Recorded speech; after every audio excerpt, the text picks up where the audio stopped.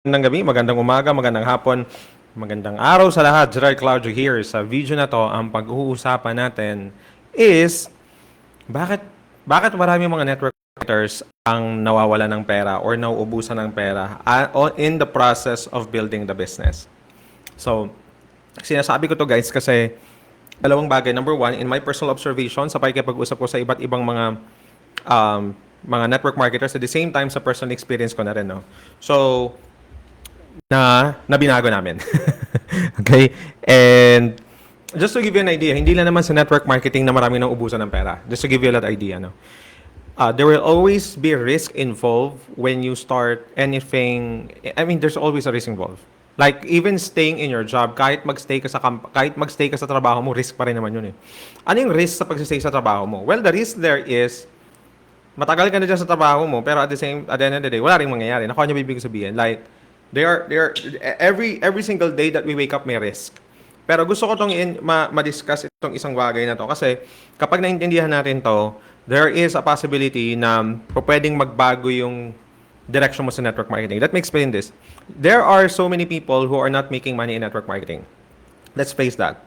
And some of you is nandirito right now and pag-uusapan natin yan. Pero kasi more than just not making money, kasi pwede namang hindi ka pa kumikita kasi kaka-join mo pa lang. Pwede naman yon. Pwede man kumita kasi last week ka lang nag-sign up. Alam mo yun? Pero ang pinag-uusapan natin ito, bakit marami mga network marketers ang nauubusan ng pera. And gusto nating iwasan yung part na yun. Tingnan ko nga dito kung pwede akong Yan. Pwede pala. O yan. Sige yan. Okay. So, yan ang i-discuss natin sa video na to. And I hope you find this encouraging. Kasi sa totoo lang, yes, maraming hindi kumikita. Pero, marami rin na natulungan ng industriyang ito. Marami nagbago ang buhay to this industry. Marami ang, dahil sa negosyong ito, ay literally, naging talagang hindi lang gumanda yung buhay, talagang yumaman. And marami kayo, even sa mga kilala nyo na gano'n nangyari sa kanila. Tama ba? Agree ba? So, let me explain this one. There are several reasons kung bakit. And I want you to take notes kasi kailangan natin ma-identify ito para maiwasan natin siya. Okay ba? Okay ba sa inyo yun? So, ano ba yung mga dahilan? Let me give you number one. The first one is unrealistic expectations. And ang unrealistic expectation, galing siya sa mga fake or hindi tamang spills. Ano ibig sabihin siya hindi tamang spill? Yung hindi tamang maraming pinangako during presentation na hindi naman totoo. Maliwanag ba? There are so many promises na sinabi during presentation na hindi naman siya actually totoo. Iyon ang isa sa mga problema. Bakit? Kasi kapag sinabi mo na na madali ang network marketing, wala kang gagawin dito, uupo ka lang, alam mo yung mga ganon, instead of showing them what is possible, but at the same time, balancing it or giving them as well the other side, natatrabuhin natin to. Alam mo yun, tatrabuhin natin siya. Kung willing ka magtrabaho, gawin natin together. Pero kung hindi naman, walang problema. Alam mo yun, may ganong spill dapat siya, may ganong spill. Pero, ang nangyayari kasi sa karamihan ng mga network marketing, lalo sa manood ka na lang sa mga nakikita mo sa online. 'Di ba? Parang ako nagsuscroll ako, binibigay ni Meta sa akin kahit sa social media at lalo sa Facebook yung mga network marketing na mga kasi siguro nga nagko-content ako about network marketing. So yun yung pinapasa niya sa akin mga content. Malalaman ko na talaga eh. Sabi ko, grabe na, like these people are not learning. Like ang dami nilang pinapangako. Doon pa lang sa content eh. 'Di ba? Ito yung mangyayari sa iyo kapag nag-join ka sa amin. Ito yung mangyayari sa iyo kapag Pero I mean, the truth is pagpasok wala naman talaga. It's just an empty promises. And sinasabi ko 'to sa inyo kasi nakikinig kayo sa akin and majority of you nakikinig dito sa akin. And sasabihin mo sa akin, alam mo Gerard, tama ka. Alam mo Gerard, tama ka. In fact, the reason kung ba't ako nag-decide, nag-join, pero ang totoo lang talaga, pagpasok ko wala talaga. I mean, marami silang sinabi na hindi totoo. And ayaw natin yun. Tama ba? Right? So that's the first one. People joined with an unrealistic expectation. Sumali. And ito pa, mga unrealistic expectation, no? Like, sasabihin na, kapag itong package ang kinuha mo versus itong package, kapag malaking package, wala ka nang gagawin. Ako nang bahala sa'yo, lalagyan na kita. Narinig nyo na yun? Like, akong bahala sa'yo kapag dumating ka dito sa level na to, like, sa example, nagsimula ka sa sa 20,000 o 15,000 na package. Pero pag kumuha ka ng 200,000 na package, wala ka nang gagawin. That's unrealistic expectation. In fact, I would like to say number 2 reason, more than unrealistic expectation, deceptive practices. So ano yung mga deceptive practices? Kasi nga, maraming sinasabi na hindi totoo. Maraming sinasabi na hindi totoo. Pero deceptive ang practice sa pinapabili ng account, pinapalabas ng pera na wala namang system kung paano mababawi yung capital. So yun nakaka-relate doon. Na some of you, ito guys, very very common sa iba't ibang mga companies. So hindi lang to sa isang company. Marami akong nakakausap sa ibang company. Yun na palagi kong tinatanong. Sabi ko, bakit nagdadalawang isip ka kung kikita ka dito? Sabi niya, kasi Gerard, ako nga, hindi pa nakakabawi. Ako nga, hindi ko alam kung paano ko tuturuan yung bago. Kasi, alam mo yun, like nawawala yung kumpiyansa ng isang network marketer kasi nung pagpasok niya, yung mga sinabi sa akin, hindi naman totoo. Like, sige, magdagdag ng account kasi pag nagdagdag ka ng account, ito yung magiging promise sa'yo na result. Right? Guys, ito lang hindi ko sinabing hindi kayo magpakita ano yung pagkakaiba sa company nyo, sa team niyo. Ipakita nyo yun. Kailangan nyo ipakita. Ipakita nyo talaga, i-ABC ninyo or i-build up ninyo or ipakita nyo yung social proof na kapag nag-join ka sa amin, talaga matutulungan. Pero dapat guys, totoo talaga. Ang nangyayari sa karamihan ng mga network marketing, why there's so many people come inside network marketing, the first 2 reasons is unrealistic expectation and deceptive practices. Pinaparagdag ng account with the same promise na malalaking kikitain mo dito kapag nagdagdag ka ng account. Pero totoo, wala naman talaga. Wala talaga. Tama ba? Hello, Sir Dante. Magandang gabi. Gina Aboliso. Magandang araw. Tama ba? Do I make sense? And that's why the reason people are losing money. And ito pa yung isa. Since hindi mo sinabi yung totoo at hindi mo sinabi yung tama, itong mga nagjo-join sa network marketing, wala naman talaga silang planong gumalaw o humataw. Wala silang plano na gawin yung negosyo. Kasi ang plano lang nila, magbigay ng pera and that's it. Yun lang. Tama? Dean Coyoca, Warlito Panzo, magandang araw. Kamusta kayo? Kaya, ayaw nilang mag-alat ng time at saka effort sa pagnenegosyo. So, now, some of you, ang iba sa inyo nandito, nakikinig sa akin and binigyan na kayo ng sistema, hindi naman kayo pinakakuan, pero kapag hindi ka talaga galaw, wala talaga mangyayari. Lalong-lalo na sa simula. Lalong-lalo na sa simula ng pagdenegosyo. Lalong-lalo na nag-establish ka pala ng customers mo. Lalong-lalo na kung nagsisimula ka palang pag-build ng network mo. It takes time to build that. So kapag hindi ka nag-effort ngayon pa lang or pasulpot-sulpot yung effort mo, never expect. Kaya kailangan ilagay yung tamang expectation sa pagdenegosyo. Okay? Richard Sumilay, magandang araw.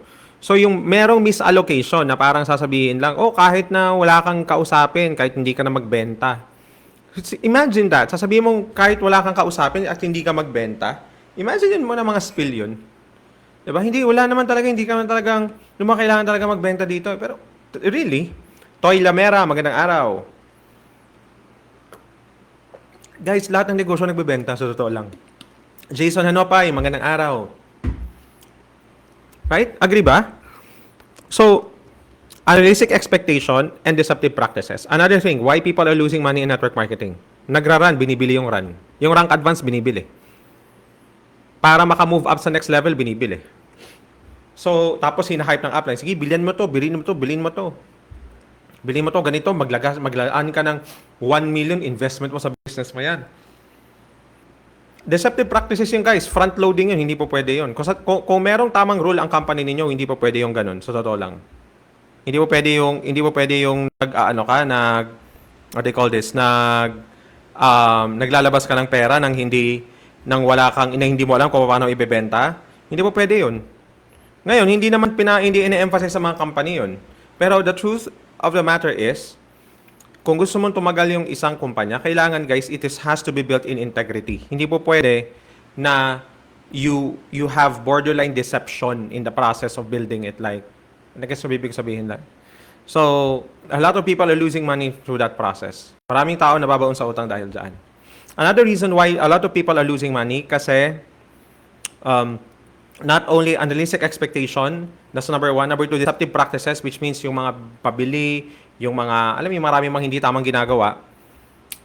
Number three, yung mga nagjo-join kasi ayaw nila magbigay ng time at saka effort. Alam mo yung kaka-join mo pa lang, or yung mga sumasali ayaw magbigay ng time at saka effort. Do? Another one is dahil hindi natuturuan kung paano humawak ng pera. Sa network marketing, ang tinuturo karamihan, talamak na financial advice sa network marketing is gumastos ka lang ng gumastos. Gumastos ka ng gumastos. Guys, imagine, please, if nagtatrabaho ka ngayon at alam mo kung gaano ka-challenge maghanap ng mag-work ng pera, no? Kaya hindi, naintindihan ko din, hindi abundance kasi, abundance mindset tayo. Kailangan, pag nag-network ka daw, kailangan abundance mindset mo. So, wag mo nang isipin yung nagtitipid. Guys, ang pagtitipid, hindi naman scarcity mindset yun eh. Alam mo ba, ang pagtitipid has nothing to do with whether you have scarcity mindset or you have abundance mindset. It's just pure common sense. Sa totoo lang talaga. Pure common sense na hindi ko maintindihan kung bakit maraming mga nagtuturo sa network marketing na okay lang daw na gumastos ka at hindi ka nagko-compute kung magkano yung pumapasok tsaka lumalabas. Kung gusto mong maging maayos yung cash flow mo at hindi ka malagmok sa utang, lalong-lalo na nagnenegosyo ka, kailangan ngayon pa lang, alam mo na yung pumapasok sa lumalabas na pera. Maliwanag ba? Do you get that? Tama? And gusto ko lang i-emphasize to kasi marami sa atin na ang emphasis palagi is, bumili ka na ng sasakyan, bumili ka na ng kotse. Grabe, no? Imagine mo, kumita pala ng magkano, papalabasin mo na ng kotse, papalabasin mo na ng sasakyan, papabili mo naman ng mga mamahaling gamit na, alam niyo ba yun? Nag-guess ba yung point ko? Parang, papabili mo na agad ng Louis Vuitton. Wala naman akong problema doon kung may pera siya, di ba? Kung mayaman na siya, nag-network siya, mayaman siya, okay lang. Pero practical ba na point yun? Hindi kasi, alam mo, if-flex mo to sa mga client mo, isang bagsak mo ng Louis Vuitton yan. Alam mo yung mga ganun? Parang, hindi naman siya kailangan, hindi siya necessary in the beginning. Kaya marami nawawala ng pera dito dahil doon. There's nothing wrong with the industry. Yun ang gusto ko i-point out. Okay, Hazel Gardenia, Dan Dizon, Apple Rivera, Jake Hasmin, hello. Dean, yes, you're welcome po. Sabrina Ramirez, yan. Nakuha nyo ba? Like, people in network marketing were not taught the right way to handle money. And ang pangit kasi, palaging sige gumastos na ng gumastos. Never ako nakarinig, bihira ako nakakarinig ng mga mentor or upline sa network marketing nito. Tinuturuan ng mga downline nila na ang kailangan kapag nag-network ka, kailangan marunong ka humawak ng pera. Guys, kahit hindi ka nag-network, pakinggan nyo mabuti ito. Kahit hindi ka nag-network marketing, kahit gaano kataas ang sweldo o sahod mo, kung hindi ka marunong humawak ng pera, malulugmo ka. Sinasabi ko na sa inyo ngayon. If you don't know how to handle your finances well, it doesn't matter kung gaano kalaki ang kinikita mo. Maniwala ka sa akin, you will end up still struggling and chasing money. Because it's never about abundance or this is not an issue of, kasi parang merong mindset sa network marketing na kapag nagtitipid ka, parang hindi abundance yun. Guys, hindi naman abundance ang pinag-uusapan natin dito, kundi common sense. At saka stewardship. When I say stewardship, ang pera na meron ka, hindi naman sa'yo yan eh. Binigay ng Panginoon sa atin yan eh. Tama? Whatever you have in your life right now comes from the Lord. Which means your health, your relationship, your money, your time, every single resource na meron ka, hiram mo sa Panginoon yan. Hindi yan dahil sa kung ano mang dahilan ang iniisip natin. These are God-given resources and God-given resources has to be handled well. So, ibig sabihin, hindi porket kumita ka ng 100,000 sa network marketing, gagastos ka ng 150,000. Anyway, pagka next month, may kikitain naman. Example lang to ha.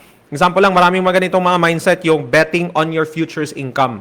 You never spend money on your future income. Ano ibig sabihin nun? Anyway, may papasok naman next week. Naku, maling-mali ito yun. Kapag sinanay mo, lulugmo ka talaga. May wala ka sa akin. Ano ibig sabihin, Sherrod? Like, think about this. Palaging ganito, bibili ng sasakyan. Bibili ng sasakyan worth 1M yung sasakyan. Anyway, i-expect ko naman kikita ko ng 2M dito, so may 1M pa ako matitira. Iikot ko na lang sa 1M. What if hindi mangyari yung 1M mo? What if hindi mangyari yung 2M mo? Anong gagawin mo? Possible ba na hindi siya mangyari? Guys, hindi ito pagiging negative. As in, pure common sense lang talaga to. Sa totoo lang. Common sense lang talaga to. Common sense. Common sense. Florerisa Fresh, Richard Batong Hinog, Joshua Laneta, Marlene Cardona. Hello, kamusta? Tama ba? Tama ba guys? Type nyo nga tama. Type nyo yes. So I think that's the reason kaya maraming mga kumikita sa network marketing, hindi na-handle yung pera ng maayos, may team na kumikita. And lahat ng mga deceptive practices nanggagaling yan dahil yung network marketer pressured sa pera. Kaya kung upline minsan, nakikita mo yung upline mo, bakit yung upline ko hindi wala, bakit yung upline ko pressure sa akin ng ganito? Parang bakit wala namang nangyayaring bago sa pag-network namin? Bakit hindi nag-i-innovate yung upline? Bakit siya mag-i-innovate? Wala na siyang time mag-isip para sa business niya. Hindi na siya makapag-build, hindi na siya zoom out sa business para makapagplano kasi kailangan niya ng pera ngayon kasi next week deadline na ng hinahabol na siya ng bangko para sa amortization ng sports car niya. Nag-gets mo baby kung sabihin? So kapag hindi ka marunong humawak ng pera, apektado ka pati network marketing business mo. Maniwala ka sa akin. Kaya even sa team namin, hindi ako nagpapa full time, lalo na kung hindi pa ready yung tao. Kailangan mo na ipakita ng isang teammate namin sa prime mover sa amin sa team namin. Kailangan mo na ipakita niya na kaya niyang i-handle. Kasi kapag hindi ka kumita sa specific na oras na meron ka, maghanap ka ng trabaho habang inaaral mo. Kasi maraming mga nagjo-join sa network marketing nga na hype lang. Alam mo yun, yung unexpected, unrealistic expectation na kapag nag-full-time daw kikita. Guys, being full-time in network marketing is not always equal to having more activities. In fact, maraming na burnout na network marketer na nag-full-time sila na walang nangyayari sa negosyo nila. So, totoo lang. Kasi hindi pa sila ganun, wala pa yung level of maturity nila sa pag-handle ng oras nila. Kaya maraming mga full-time ngayon, nagpo-full-time time ang tawag eh. Fulling time. Alam mo yun, yung tipong buong araw wala naman talagang ginawa. So yun yung isang bagay na nakikita natin. Nakuha nyo ba? Kasi guys, ito lang yan ha. Lalong-lalo na kung yung kumpanya nyo, talamak na talamak ang mga sports car, talamak na talamak ang mga luxury ng mga bags or mga gamit, hindi ako against doon. Pero tingnan ninyo kapag nagstay ang company nyo dyan, sooner or later, you will see people piling up debt. You will see people, bakit may sports car na yun? Nag-quit na. You will see people, top leaders quitting in network marketing because of this. Hindi naman dahil hindi sila magaling. It's just that hindi nila na-handle yung pera nila maayos, sinortcut nila, binili nila yung mga run nila, they have deceptive practices na hindi nila kinaya. At the end of the day, bakit ka magsistay sa isang industry na nalugmok at hindi ka kumikita? But network marketing is still the best business, personally for me, if you want, because there's so many reasons. Lalong-lalo na yung sustainable income, yung leverage income, no? Some people use the word passive income. Meron talaga yan dito. Meron talaga yan dito. But it takes skills, it takes dedication, it takes focus, it takes you changing yourself from where you are, from your old self to being you, to be an entrepreneurial self. Kailangan mong i-embrace yung network marketing skills at saka mindset. Yun eh. Pero kung sasabihin mo sa akin na bibilhin mo lang yung run mo, bibilhin mo yung mga target mo, tapos bibili ka ng mga sasakyan, bibili ka ng mga kung ano-ano na hindi namang pakaya ng bulsa mo, maniwala ka sa akin, malulugbo ka sa network marketing. Okay? There is a misallocation in time and effort, but at the same time, misallocation of money.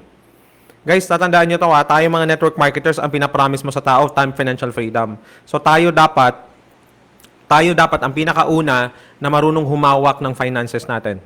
Agree ba? Type nyo nga agree kung agree kayo. EJ Morales, Marife Gaso D, hello.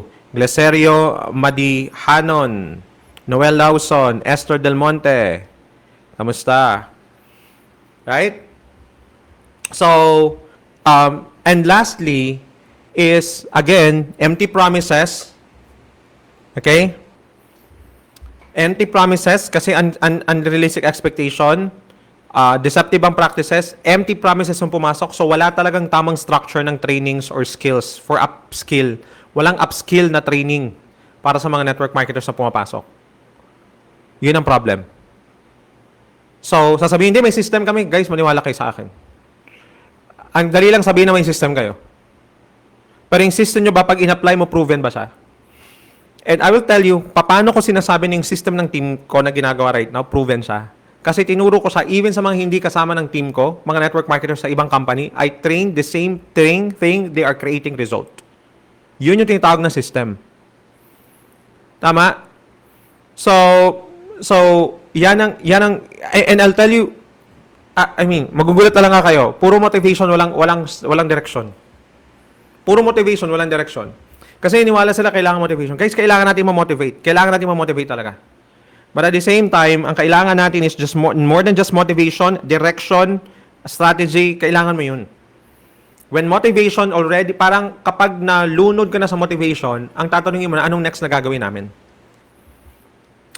Tama? So, yan ang problem ng karamihan sa pumapasok sa network marketing. So, if you're listening to me right now and at some point, sinasabi Jared, how am I going to do this? Paano ko gagawin? Ano magsisimula? Go to pinoynetworker.org.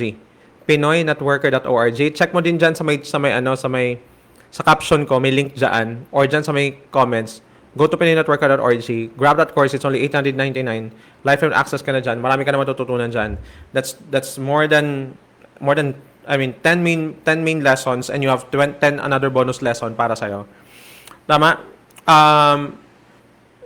Go there, aralin mo yan, implement para may maituro ka sa team mo. Okay? So, it's very important. So, again, bakit maraming mga network marketers are losing money?